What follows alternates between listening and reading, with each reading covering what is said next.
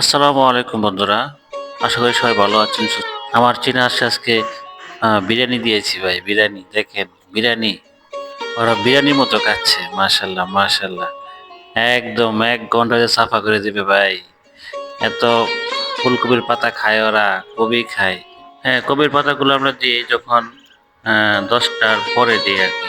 এই 10টার পরে দিলে হয় কি যে রৌদ্র উঠে, রৌদ্রের মধ্যে তারা খেতে ভালো পায়, না ঠান্ডা লেগে যাবে ভাই। সকাল সকাল দিয়েন না, আবার বিকালে দিয়েন না, দুপুরবেলা দিবেন সবাই। আমরা দুপুরবেলা দিই, 10টার পরে দিই আর কি, 10টা 11টার পরে। সকালে নাস্তা খাওয়ানোর পরে তাদেরকে এই পাতাগুলা দিই।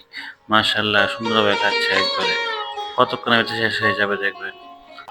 এগুলা খাওয়ালে এদের গ্রোথটা একটু সুন্দর হয়, এদের ক্রিয়াগুলো ভালো হয়, ঠিক আছে?